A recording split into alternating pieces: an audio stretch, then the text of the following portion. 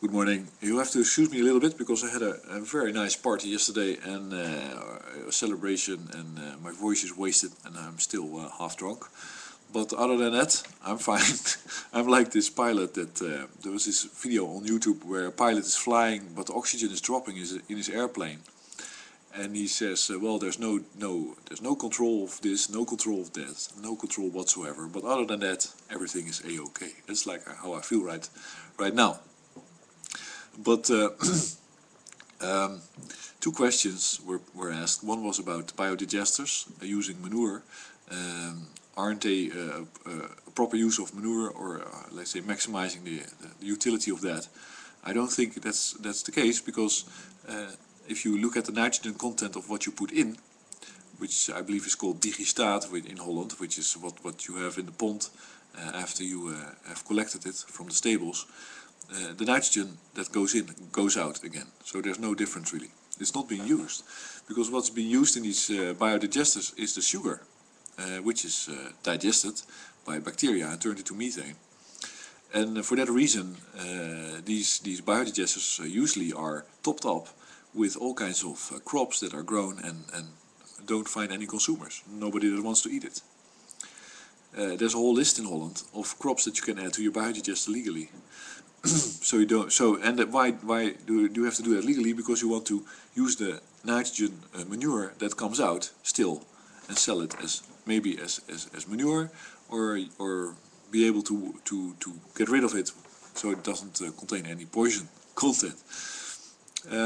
So that's not really, and it's not a winning proposition at all. It's not a smart thing to do if you, unless you're like an isolated place where you have to generate gas for electricity or something like that, and you really don't have. Unless you have that situation, it's not a smart thing to do. But it is supported because the world is transitioning towards gas use, maximizing the use of gas.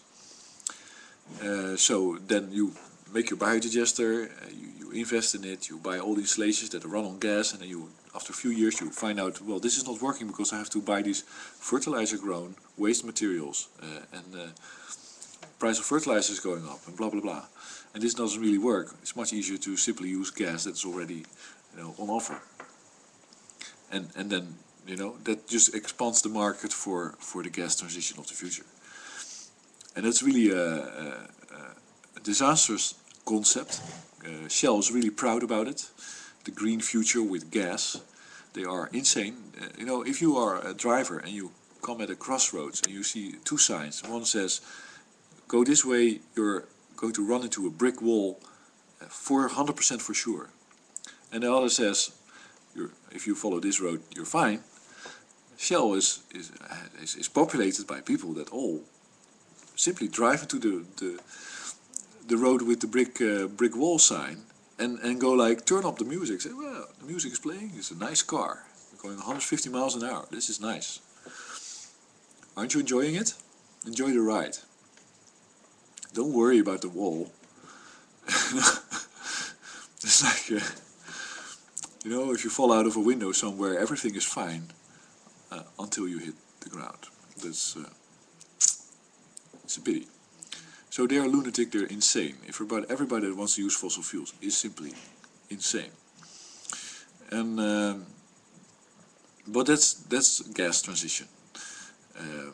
So now the overpopulation question, I think, is an interesting one, because there's really a large part of the people that I talk to that simply say, well, there's too many people on Earth. We have to lose a lot of them. We can't really take care of them. That's not true. The way I look at it is that you always have a spectrum of people that are well fed in fertile areas and all that stuff, and you have people that are, let's say, scrounging around and dying of hunger and thirst somewhere. And because of climate change, of course, the number of people that are dying of hunger and thirst is increasing, because lands become less fertile and these people don't have the means to do anything about it. And of course, because of the oil depletion and the fossil fuel depletion, there's less people that we can take care of using those means. And that will also create problems. But if you respond to the problems and you properly respond to them, then there's no reason why there can be exactly as many, let's say, well-fed people and hungry people tomorrow or in 10 years, or with 8 billion people on the earth, as there are today. So that's why I don't think there's overpopulation. Why would you want to... there's not, because if there was overpopulation, these people would die. And the only reason why they are going to die is because we're not responding to climate change, and because a lot of these people are fed using fertilized agriculture. And of course, you know, there is a restriction of fossil fuels for certain areas through financial means. So they're not giving the money anymore, so they cannot buy the gasoline. So they cannot drive to buy the fertilizer or something like that, or they cannot afford it anymore. And lo and behold, because they used fertilizer, the ground was as dead as a doornail, dried out, and nothing in it, so they starve. That's what, there's several panics in Africa about that, and I think, you know, you can simply pull a plug in a country if you simply, you know, if you torpedo the fertilizer supply ship a couple of times, a whole country dies in Africa. Because they've, some of them, Mali, I'm not sure, it's like a patchwork, because there's a fight going on in Africa between, or against this, against being made dependent on fertilizer, because it's not necessary at all.